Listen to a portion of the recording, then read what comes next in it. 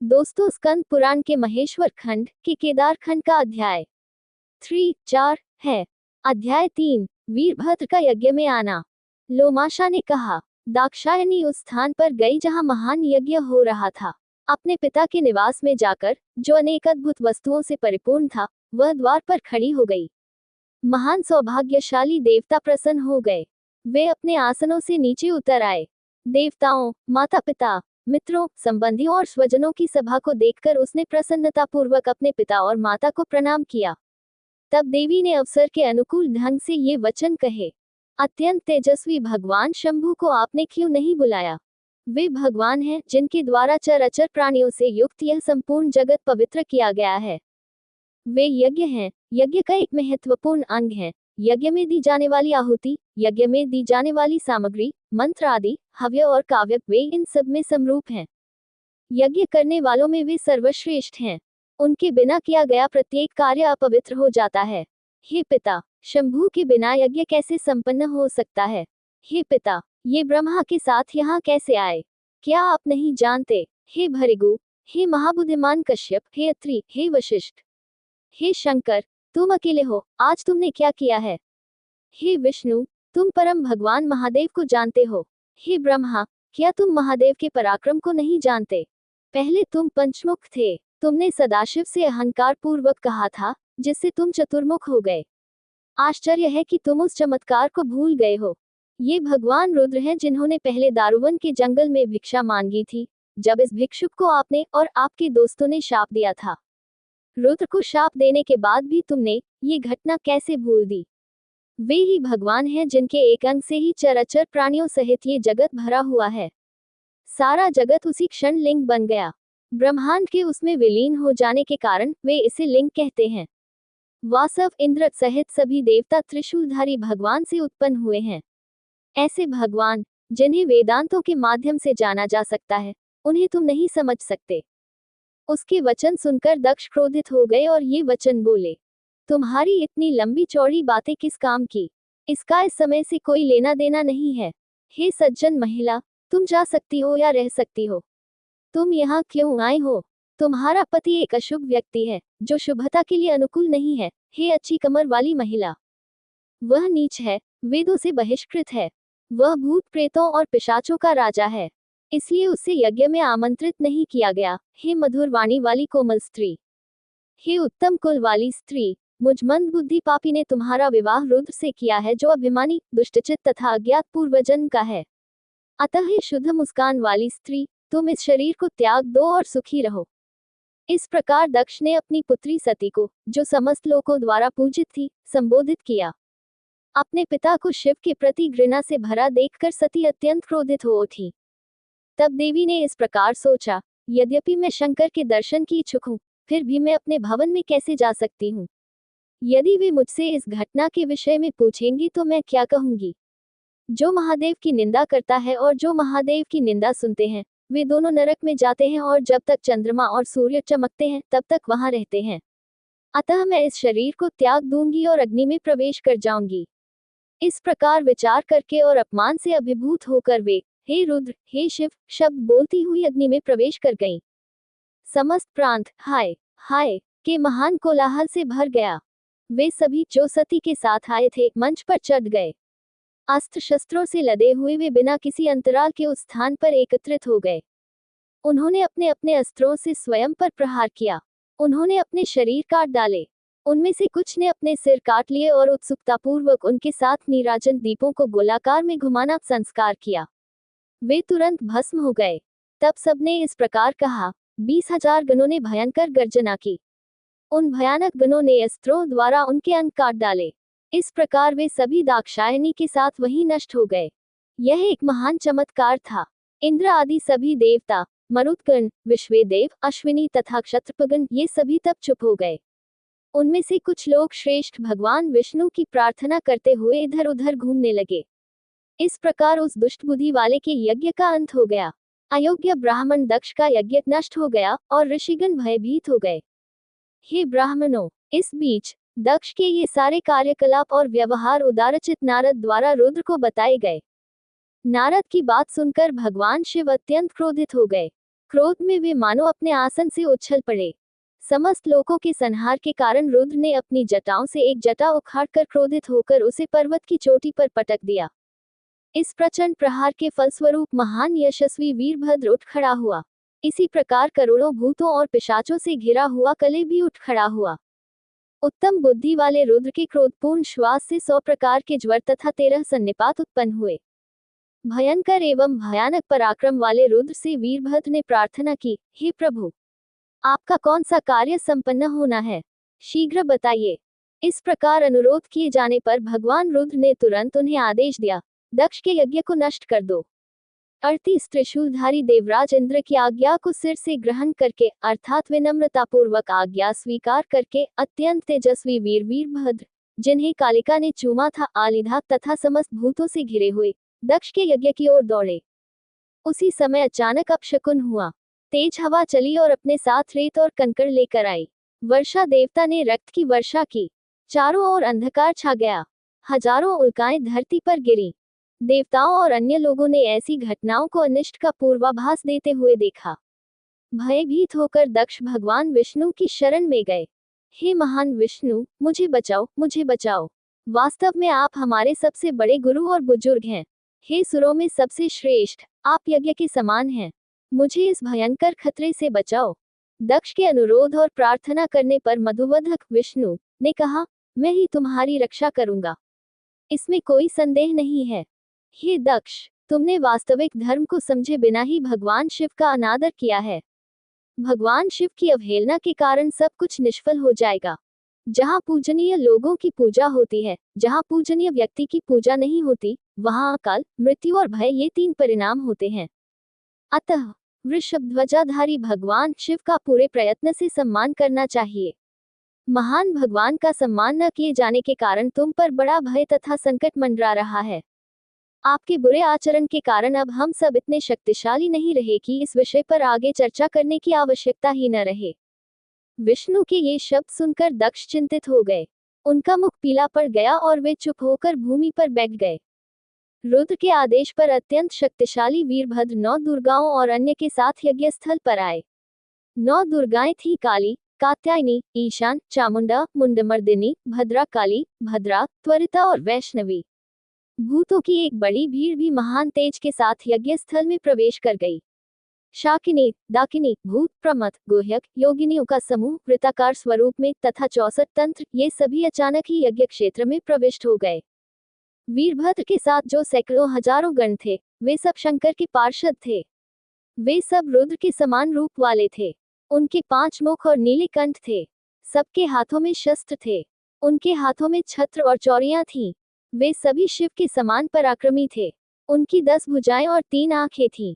उनके बाल उलझे हुए थे। उन्होंने रुद्र के आभूषण पहने थे। वे सब अर्धचंद्र धारण किए हुए थे तथा उनके पास विभिन्न प्रकार के वस्त्र और आभूषण थे। इन सब के साथ महान आत्मा, 3 नेत्रों वाला, भयंकर पराक्रमी वीरभद्र, जिसके 1000 भुजाएं थीं और जो बड़े बड़े सर्पों से लिपटा हुआ था, यज्ञ की ओर बढ़ा। उनके रथ को 2000 घोड़े और 10 लाख शेर खींचते थे। उसके पक्ष के बख्तरबंद रक्षक कई शेर, बाघ, शार्क, मछलियां और हजारों हाथी थे। उसने हर जगह हर किसी के सिर पर अलग अलग तरह के छाते और चौड़ियां रखी हुई थी। तब ऊंची ध्वनि वाले भेरी, युद्ध नगाड़े, विभिन्न ध्वनियों वाले शंख, पठाह, केतली, नगाड़े, गोमुका जैसे संगीत वाद्य यंत्र, विभिन्न प्रकार के सींग बजाए गए। झांझ, घड़ियाल और वायु वाद्य बज रहे थे। सभी लोग मधुर स्वर में गा रहे थे। सभी मृदंग बजा रहे थे। वीरभद्र के आगे आगे नाना प्रकार के नृत्य करते हुए गण आगे बढ़े। वे अप्रतिम शक्ति और सामर्थ्य वाले गण वाद्यों की युद्ध ध्वनि के साथ गर्जना कर रहे थे। उस महान ध्वनि से तीनों लोक गूंज उठे। इस प्रकार रुद्र के आदेश से प्रेरित होकर सभी गण दक्ष के यज्ञ क्षेत्र में आए और उसे नष्ट करने के लिए उसे तोड़ने लगे। आकाश धूल से ढक गया और चारों ओर अंधकार छा गया। 7 द्वीपों, महाद्वीपों वाली पृथ्वी पहाड़ों और जंगलों के साथ हिल उठी। देवताओं, दैत्यों और रात्रिचरों ने यह अद्भुत दृश्य देखा, जिससे समस्त लोगों का विनाश होने का पूर्वाभास हुआ। वे सब एक साथ उठ खड़े हुए। उन्होंने रुद्र की भयंकर सेना को आगे बढ़ते देखा। उनमें से कुछ पृथ्वी के ऊपर से आ रहे थे, कुछ आकाश के रास्ते से आ रहे थे, अन्य लोग दिशाओं और बीच के स्थानों को ढंक कर आगे बढ़ रहे थे। वे सभी अक्षय बल वाले थे, संख्या में अनंत थे, वे युद्ध में रुद्र के समान वीर थे। रुद्र के अनुयायियों से घिरी हुई ऐसी सेना को देखकर उनमें से सभी ने बड़े आश्चर्य और निराशा से कहा, आओ, हम हाथ में हथियार लेकर उन पर आक्रमण करें। इंद्र अपने हाथी पर सवार थे, पवनदेव हिरण पर सवार थे, यमराज मृत्युदंड से सुसज्जित होकर भैंसे पर सवार थे, कुबेर पुष्पक नामक हवाई रथ पर सवार थे, वरुण शार्क पर सवार थे, अग्निदेव बकरी पर सवार थे, निरति भूत पर सवार थे। इसी प्रकार सुर, यक्ष, चारण और गुह्यक के अन्य समूह अपने अपने वाहनों पर वीरतापूर्वक सवार थे। अपने लोगों की तैयारी देखकर दक्ष का चेहरा आंसुओं से भर गया। वे भूमि पर गिर पड़े और सबसे बोले, हे महातेजस्वी मित्रों, आपके सहयोग से ही मैंने इस महान यज्ञ का शुभारंभ किया है। इस उत्तम अनुष्ठान की सिद्धि के लिए आप ही अंतिम अधिकारी हैं। हे विष्णु, आप पवित्र अनुष्ठानों और यज्ञों के तथा वेदों में वर्णित पुण्य के रक्षक हैं। हे माधव, आप ब्राह्मणों के अनुष्ठानों के प्रवर्तक हैं। अतः हे भगवान, इस यज्ञ को समुचित संरक्षण प्रदान किया जाना चाहिए। दक्ष के वचन सुनकर मधुवत करता विष्णु ने कहा, जब आप कहते हैं कि पवित्र अनुष्ठानों को बनाए रखने के लिए मुझे सुरक्षा प्रदान करनी चाहिए, तो ये सच है। लेकिन इस यज्ञ के संबंध में अपराध आपका अपना है। आपने देवों के पवित्र स्थान नैमिष वन में सदाशिव से कुछ कहा था। क्या वह आपको याद नहीं है? हे मोही, महान तेज वाले, यज्ञ स्वरूप रुद्र सदाशिव को यज्ञ से निकाल दिया गया। ये तुम्हारी गलत सलाह थी। रुद्र के क्रोध से तुम्हारी रक्षा कौन कर सकता है? हे ब्राह्मण, मुझे ऐसा कोई नहीं दिखाई देता जो दुष्ट बुद्धि वाले तुम्हारी रक्षा कर सके। हे दुष्ट बुद्धि वाले, तुम अच्छे और बुरे कर्मों में भेद नहीं करते। केवल पवित्र अनुष्ठान ही सदैव फलदायी नहीं होता। ये समझ लो कि ईश्वर शिव की सहायता से किया गया पवित्र अनुष्ठान फल देने में सक्षम है। ईश्वर के अलावा कोई दूसरा कर्मफल पवित्र अनुष्ठान देने वाला नहीं है। सदाशिव भगवान उन लोगों को पवित्र अनुष्ठानों का लाभ प्रदान करते हैं जो ईश्वर के भक्त हैं, शांत हैं और जिनका मन ईश्वर में ही लगा रहता है। जो लोग केवल कर्म पर निर्भर रहते हैं और ईश्वर का खंडन करते हैं, वे भले ही 100 करोड़ यज्ञ क्यों न करें, नरक में जाते हैं। जो लोग केवल कर्मों पर विश्वास करते हैं, वे जन्म जन्मांतर तक कर्मों के बंधनों में बंधे रहते हैं। उन्हें नरकों में भूना और पकाया जाता है। अध्याय 4 वीरभद्र और विष्णु तथा अन्य के बीच युद्ध। लोमाशा ने कहा, भगवान विष्णु के कहे हुए वचन सुनकर दक्ष ने ये वचन कहे, हे मधु, विष्णु के वधकर्ता, आपने ऐसा प्रकट कर दिया है कि वेद प्रामाणिक नहीं है। कोई वैदिक रीति को कैसे त्याग सकता है और ईश्वर की प्रामाणिकता के सिद्धांत को कैसे स्वीकार कर सकता है? हे महाविष्णु, जिनके द्वारा धर्म की स्थापना की गई है, इसे समझाए। दक्ष के पूछने पर महाविष्णु ने उन्हें सांत्वना देते हुए कहा, वेदों का उद्देश्य तीनों गुण हैं। वे अन्यथा हो ही नहीं सकते। ईश्वर के बिना वेदों में वर्णित अनुष्ठान कैसे फलदायी हो सकते हैं? वे अवश्य ही निष्फल हो जाते हैं। इसलिए तुम ईश्वर की शरण में जाओ। गोविंद विष्णु जब ऐसा कह रहे थे, तभी वीरभद्र के समान समुद्र रूपी सेना वहां आ पहुंची। ये सब सुरों देवों ने देखा। इंद्र ने भगवान विष्णु पर हंसा, जो उस समय आत्मा का सिद्धांत समझा रहे थे। वे हाथ में वज्र लेकर सुरों के साथ युद्ध करने के लिए उत्सुक हो गए। भृगु ने उसे जल्दी से भगा दिया, क्योंकि वह गणों को भगाने पर तुला हुआ था। तब गणों ने समूह बनाकर सुरों से युद्ध किया। उन्होंने एक दूसरे पर बाणों, लोहे की गदाओं और तीक्ष्ण नुकीले शस्त्रों से प्रहार किया। उस महान युद्ध पर्व के दौरान अनेक शंख बजाए गए। इसी प्रकार दुंदुभी, पठाह, डिंडिमा आदि नगाड़े भी बजाए गए। उस महान ध्वनि के कारण सुरों ने स्वयं को प्रसन्न समझा। उन्होंने त्रैमासिक रक्षकों के साथ मिलकर शिव के सेवकों को मार डाला। कुछ को तलवारों से मारा गया, कुछ को लोहे की लाठियों से कुचल दिया गया। सभी सैकड़ों और हजारों गणों को देवताओं ने पूरी तरह से परास्त कर दिया। भृगु के मंत्रों की शक्ति से ही उन गणों को तत्काल पराजित कर दिया गया तथा इंद्र के नेतृत्व में क्षत्रियों के रक्षकों द्वारा उन्हें पीछे खदेड़ दिया गया। इनका विनाश भृगु ने किया था, जिन्होंने अग्नि पूजक के रूप में यज्ञ किया था। उन्होंने देवताओं की पूजा के लिए, उनकी प्रसन्नता के लिए भी इस यज्ञ में दीक्षा ली थी। केवल इसी से देवतागण तत्काल विजयी हो गए। अपनी सेना की पराजय देखकर वीरभद्र क्रोधित हो गए। उसने भूत प्रेतों और पिशाचों को पीछे की ओर भगा दिया और बैल सवारों को आगे की ओर बढ़ा दिया। महाबलशाली सरदार ने तीक्ष्ण त्रिशूल उठाकर युद्ध में देवताओं, यक्षों, पिशाचों, गुह्यकों और राक्षसों को मार गिराया। भालों से प्रहार करते हुए सभी गण देवताओं को मारने लगे। उनमें से कुछ को तलवारों से 2 टुकड़ों में विभाजित कर दिया गया। उन्हें लोहे के डंडों से कुचल दिया गया। युद्ध के दौरान कुछ को युद्ध कुल्हाड़ियों से टुकड़ों में काट दिया गया। सैकड़ों लोग भालों से घायल हो गए, कुछ टुकड़े टुकड़े हो गए। इस प्रकार वे सब परास्त होकर भागने लगे। वे एक दूसरे को गले लगाकर स्वर्गलोक को चले गए। केवल इंद्र आदि लोकों के रक्षक ही वहां रह गए, जो युद्ध के लिए आतुर थे। उन्होंने बृहस्पति से पूछा, हम कैसे विजय प्राप्त कर सकते हैं? बृहस्पति ने तुरंत इंद्र को उत्तर दिया। बृहस्पति ने कहा, भगवान विष्णु ने जो कुछ पहले कहा था वह आज सत्य हो गया है। यदि किसी पवित्र अनुष्ठान का लाभ देने वाला ईश्वर है, तो वह उसे अनुष्ठान का कर्ता को सौंपता है। जो अनुष्ठान नहीं करता, उस पर उसका कोई प्रभाव नहीं होता। न तो मंत्र, न ही सभी औषधियां, न ही काला जादू, न ही सांसारिक अनुष्ठान, न ही पवित्र अनुष्ठान, न ही वेद, न ही मीमांसा की 2 प्रणालियां ईश्वर को समझने में सक्षम हैं। उन्हें केवल अविचल भक्ति के माध्यम से ही जाना जा सकता है।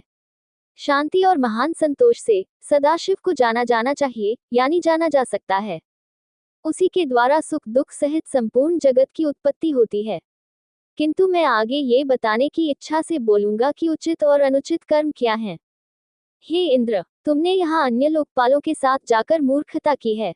अब तुम उसी मूर्खता के साथ आगे क्या कर सकते हो? रुद्र के सहायक ये अत्यंत तेजस्वी गण क्रोधित हो गए हैं। ये महान भाग्यवान पुरुष कुछ भी नहीं छोड़ते। बृहस्पति के ये वचन सुनकर सारे स्वर्गवासी तथा लोकों के रक्षक महान देवता चिंतित हो गए। तब गणों से घिरे हुए वीरभद्र ने कहा, तुम अपने अज्ञानी स्वभाव के कारण अवदान महान उपलब्धि के लिए यहाँ आए हो। तुम्हारी संतुष्टि के लिए मैं तुम्हें तुरंत अवदान टुकड़े टुकड़े करके दूंगा। ये कहकर उसने क्रोधपूर्वक उन पर तीखे बाणों से प्रहार किया। उन बाणों से घायल होकर वे सभी 10 दिशाओं में भाग गए। जब लोकों के रक्षक वहां से चले गए और देवता भाग गए, तब वीरभद्र गणों के साथ यज्ञ क्षेत्र में आए। उस समय जो समस्त ऋषिगण देवाधिदेव जनार्दन विष्णु को सब बातें बताने के इच्छुक थे, उन्होंने एक साथ उनसे कहा, दक्ष के यज्ञ की रक्षा करो। इसमें कोई संदेह नहीं है कि तुम यज्ञ के अवतार हो। ऋषियों के ये वचन सुनकर सर्वव्यापक भगवान जनार्दन, जो आध्यात्मिक शक्तियों के प्रकाशक हैं, युद्ध के लिए इच्छुक हो गए और युद्ध के लिए तैयार हो गए। शक्तिशाली भुजाओं वाले वीरभद्र ने केशव विष्णु से ये वचन कहे, हे विष्णु, आप मेरे महान बल को जानने वाले हैं, आप यहाँ क्यों आए हैं? दक्ष का पक्ष लेकर आप कैसे विजयी होंगे? मुझे ये बताइए। क्या तुमने नहीं देखा, हे निष्पाप दाक्षायणी ने क्या किया है? तुम भी दक्ष के यज्ञ में भाग लेने के लिए आए हो। हे शक्तिशाली भुजाओं के स्वामी, मैं तुम्हें भी आहुति दूंगा। ये कहकर उसने सर्वप्रथम अपने समान रूप वाले भगवान विष्णु को प्रणाम किया। तत्पश्चात वीरभद्र भगवान विष्णु के समक्ष गया और ये शब्द बोले, तुम मेरे लिए शंभु के समान हो, इसमें कोई संदेह नहीं है। फिर भी, हे शक्तिशाली भुजाओं के स्वामी, तुम युद्ध की इच्छा से मेरा सामना कर रहे हो। यदि तुम यहीं रहो, तो मैं तुम्हें मुक्ति अपुनरावृत्ति प्रदान करूंगा। बुद्धिमान वीरभद्र के ये वचन सुनकर समस्त देवों के देव भगवान विष्णु ने हंसते हुए कहा।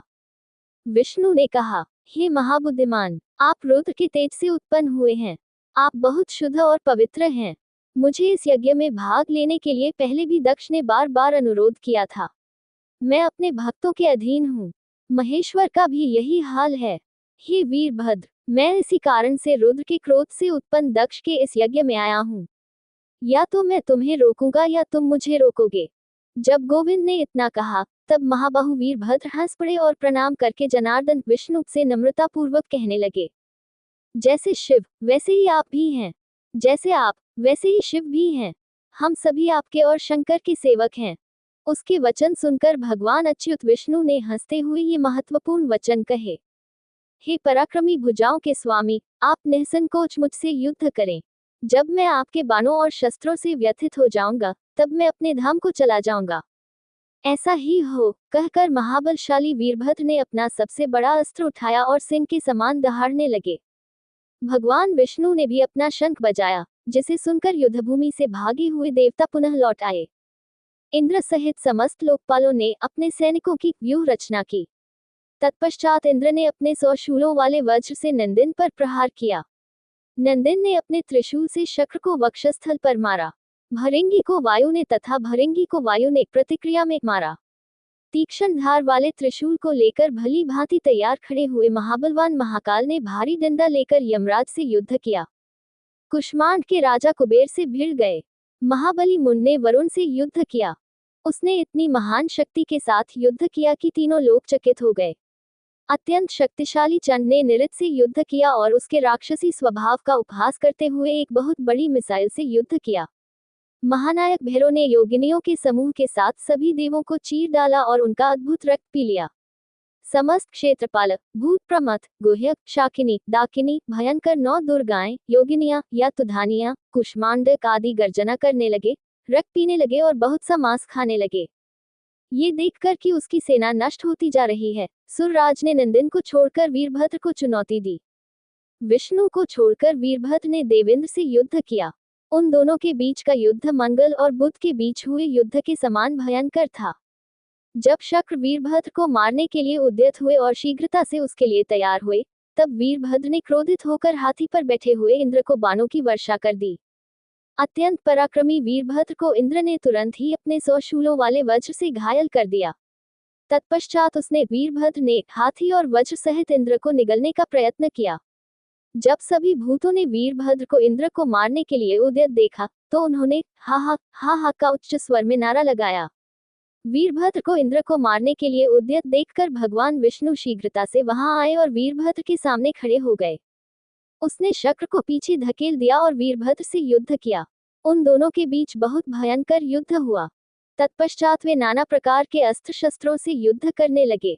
युद्ध में निपुण शंकर ने पुनः नंदिन को देखकर उसके साथ घमासान युद्ध किया। देवों और प्रमथों के बीच भयंकर संघर्ष हुआ। देवताओं ने प्रमथों को परास्त कर दिया और वे सभी युद्ध से भाग गए। गणों को युद्ध से विमुख होते देख रुद्र के क्रोध से उत्पन्न समस्त जीवाणुजन्य रोग देवताओं पर टूट पड़े। देवताओं को ज्वर से पीड़ित देखकर भगवान विष्णु ने हंसते हुए उन सभी देवताओं को अलग अलग जीवित ही पकड़ लिया। उन्होंने व्याधियों के निवारण के लिए अश्विनी देवों को बुलाया। अत्यंत बुद्धिमान भगवान ने उनसे सावधानी पूर्वक आवश्यक औषधियों और आहारों की व्यवस्था करवाए और उन्हें वह सब दिया। अश्विनी देवताओं ने ज्वर, सन्निपात तथा अन्य शत्रुओं को पकड़कर उनका शमन कर दिया। उन्होंने प्रसन्नतापूर्वक देवताओं को ज्वर से मुक्त कर दिया तथा बहुत समय तक आनंद मनाया। उन्होंने योगिनी चक्र को भी वश में कर लिया। उन्होंने अपने तीखे बाणों से अति उत्तेजित भैरव को नीचे गिरा दिया तथा उसके गणों को भी मार गिराया। अपनी सेना को सुरों द्वारा पराजित देखकर वीरभद्र क्रोधित हो गया और उसने भगवान विष्णु से ये शब्द कहे, हे पराक्रमी, आप वीर योद्धा हैं। वास्तव में आप देवताओं के रक्षक हैं। यदि आप ऐसा सोचते हैं तो आइए मेरे साथ डटकर युद्ध कीजिए। ऐसा कहकर महाबलशाली वीरभद्र समस्त देवों के देव भगवान विष्णु के पास गया और उन पर तीखे बाणों की वर्षा की। तब भगवान ने अपने चक्र से वीरभद्र पर आक्रमण किया। चक्र को आते देख वीरभद्र ने उसे तुरंत निगल लिया। शत्रुओं के नगरों को जीतने वाले भगवान विष्णु ने जब देखा कि उनका चक्र निगल लिया गया है, तो उन्होंने उसके मुख पर प्रहार किया और उसे दबाया। इस प्रकार भगवान विष्णु ने चक्र को उगलवा दिया। ब्रह्मांड के एकमात्र स्वामी, श्रेष्ठ प्रकृति वाले भगवान विष्णु अपना चक्र लेकर स्वर्ग चले गए। वहां जो कुछ हुआ था, उसे शत्रुओं के लिए असहनीय समझकर वे संतुष्ट हो गए। अगली वीडियो देखने के लिए आप चैनल सब्सक्राइब जरूर करें और लाइक करें और कमेंट करें। जय श्री राधा कृष्ण।